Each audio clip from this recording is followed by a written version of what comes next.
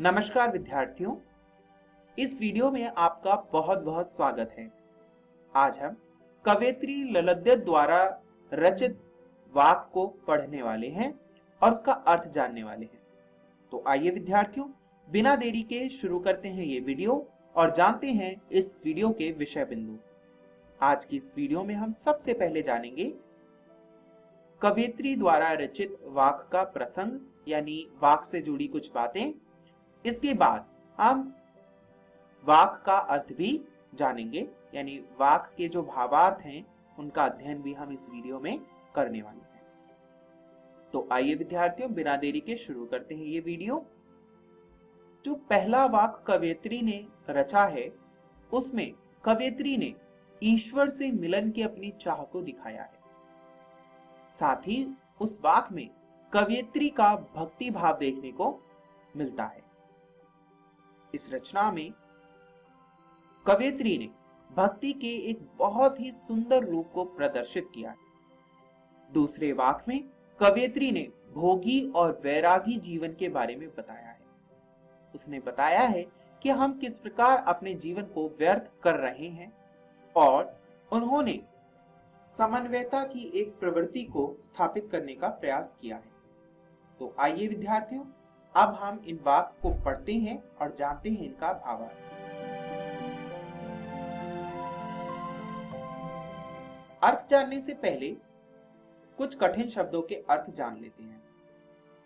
सबसे पहला शब्द है भवसागर। भवसागर का अर्थ होता है संसार रूपी सागर।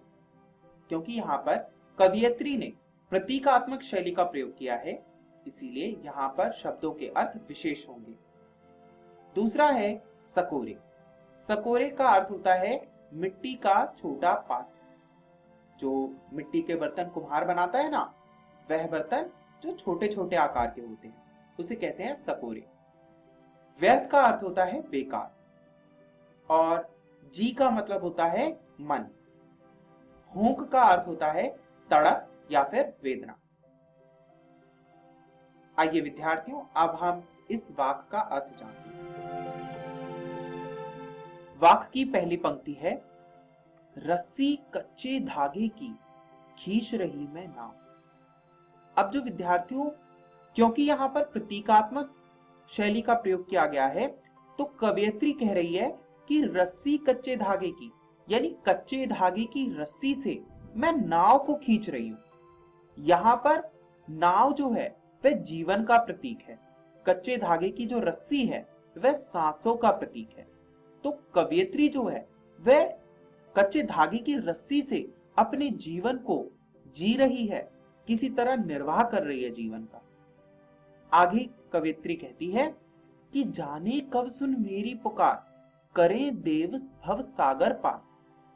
और कवयित्री कह रही है कि जाने ईश्वर कब मेरी बात सुनेंगे और इस संसार रूपी भवसागर से मुझे पार लगाएंगे, मुझे कब किनारे पर पहुंचाएंगे, यानी कब जो लक्ष्य है मेरा वहां तक पहुंचाएंगे। कवयित्री का लक्ष्य ईश्वर की प्राप्ति है, तो उसी के लिए कवयित्री कह रही है कि ईश्वर जाने कब मेरी आवाज सुनेंगे और मुझे इस भवसागर से पार कराएंगे। आगे कवयित्री कहती है कि पानी टपके कच्चे सकोरे, व्यर्थ प्रयास हो रहे मेरे। यानी जो कवयित्री है वह अब यहाँ पर अपने जीवन का जो प्रतीक है वह कच्चे सकोरे को बनाती है, कच्चे मिट्टी के बर्तन को बनाती है और कह रही है कि उस जीवन रूपी कच्चे मिट्टी के बर्तन से पानी रूपी जो सांस है वह टपक टपक कर गिर रही है और उस जीवन को संभाल कर रखने का जो मेरा प्रयास है वह व्यर्थ हो रहा है और मुझे ईश्वर से जो मिलने के प्रयास में कर रही हूं उसमें भी सफलता नहीं मिल रही है। और अंत में कवयित्री कहती है कि जी में उठती रह रहे हूक, घर जाने की चाह गिरे। कवयित्री यहाँ कहती है कि मेरे मन में रह रह कर ये वेदना उठती है, ये दर्द उठता है, यह हूक उठती है कि मैं कब अपने घर जाऊंगी। अब विद्यार्थियों, आप सोच रहे होंगे कि कवयित्री अपने घर क्यों नहीं जा पा रही, क्योंकि उसने प्रतीकात्मक शैली का प्रयोग किया है तो यहाँ पर घर से तात्पर्य है ईश्वर का घर, वह स्थान जहां पर कवयित्री ईश्वर से मिल सके, वही उसका असली घर है। तो कवयित्री उस घर को जाना चाहती है जहां पर वह नहीं जा पा रही, और इसीलिए वह दुखी है क्योंकि उसका जीवन व्यर्थ होता जा रहा है। आइए विद्यार्थियों, अब हम अगली काव्य रचना को देखते हैं। कुछ कठिन शब्दों के अर्थ इस प्रकार हैं। सम, सम का अर्थ होता है इंद्रियों का शमन करना, यानी इंद्रियों पर अपना एक तरीके का प्रतिबंध लगाना या इंद्रियों पर काबू करना, है ना। और दूसरा है संभावी, संभावी का अर्थ होता है समानता की भावना।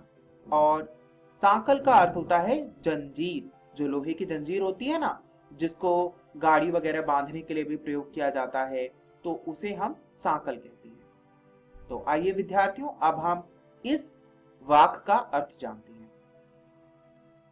विद्यार्थियों, यहां पर खाने का क्या अर्थ है उस पर गौर करना चाहिए। हम सब अपनी इंद्रियों के इशारे पर नाचते हैं। जो हमारी इंद्रियां हैं वह हमें काफी हद तक प्रभावित करती हैं। तो कवयित्री ये कह रही है कि अपनी इंद्रियों के प्रभाव में आकर जो हम भोग विलास करेंगे उससे हमें कुछ प्राप्त नहीं होगा, यानी हम विलासिताओं का त्याग करेंगे तभी जीवन सफल होगा। आगे फिर कवयित्री कहती है, ना खाकर बनेगा अहंकारी। और जब हम इंद्रियों के प्रभाव से दूर हो जाएंगे, जब हम इंद्रियों के प्रभाव में नहीं रहेंगे, तो हम में अहंकार आ जाएगा। अहंकार यह आ जाएगा कि हम जो हैं वह पूरी तरह जो हैं वह पवित्र हैं, भोग विलास की भावना नहीं है हम में, तो हम अहंकारी बन जाएंगे। तो यहां पर हमें क्या करना चाहिए? कवयित्री इसका उत्तर देती है।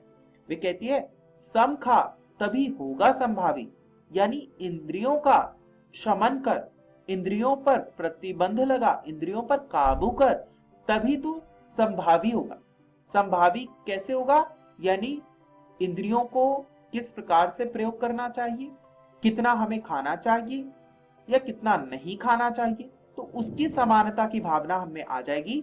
यानी हम अपनी इंद्रियों का प्रयोग अपने अनुसार करेंगे, ना कि इंद्रियां अपने अनुसार हमारा प्रयोग करेंगे।